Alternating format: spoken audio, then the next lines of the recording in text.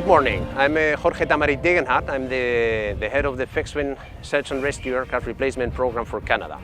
And today, taking the opportunity of being here in Seville, for those of you who are not as lucky as we are, we'll bring the C295 for Canada a bit closer to you. So we'll see a bit the modifications that we have introduced in this wonderful machine, and we'll do a small tour on all the changes and capabilities that we have implemented in this aircraft.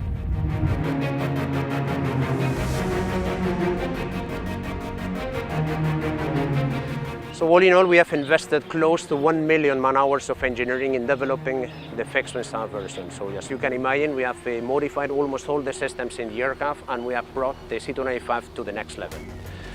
One of the main modifications we have done is related to the aerodynamic performance of the machine. Okay? One of the challenges we had was to bring the C295 farther and faster, so the Air Force is able to cope with the search and rescue missions in remote regions within Canada.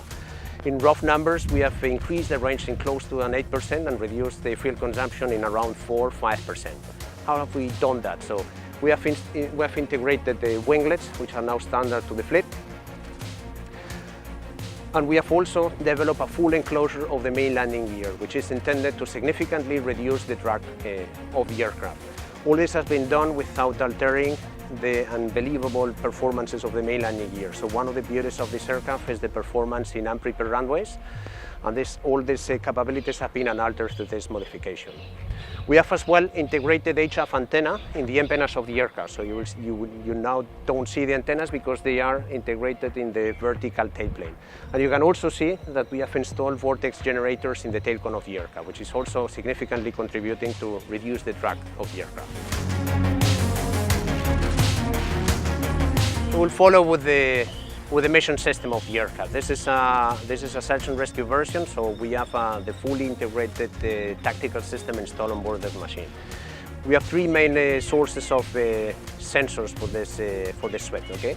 The first one is the search radar that you can see. This is the radome, which has been also reinforced for the aircraft to be able to operate in unprepared runways without damaging the radar itself.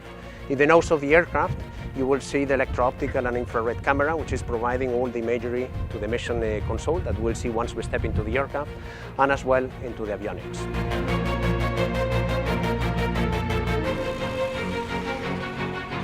So the cabin is one of the basic capability enablers of the C295. With 12.7 meters long and a 3 meters long ramp, this is the largest unobstructed cabin in its segment. If you think on the maximum takeoff weight, 23.2 tons, which equals the maximum landing weight of the aircraft, and a maximum payload in the standard versions of around 9 tons, this is making the cargo transport and aerial delivery capabilities of the C295 massive. Okay? And these are ideal for the Royal Canadian Air Force search and rescue missions. But it's much better if we jump inside the aircraft and we look into the details.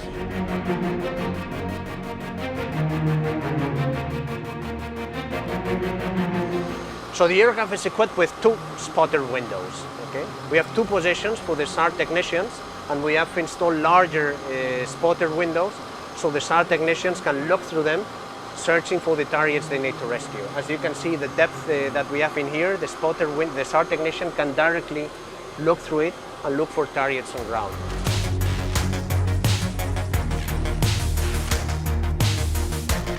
This is the mission console. It's a 2 positions console for 2 sensor operators, and all the tactical information coming from the sensors that we saw before, surveillance radar, AIS, electro-optical and infrared camera, is available here and can be controlled from these positions.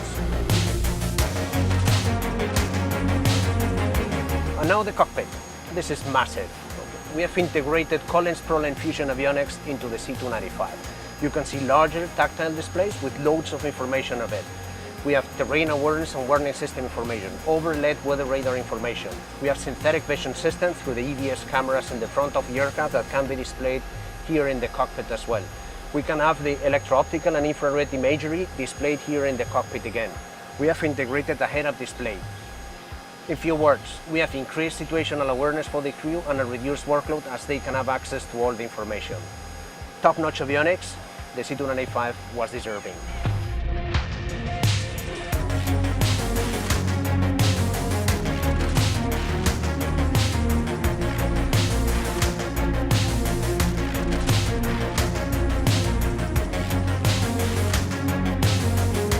And this is basically it.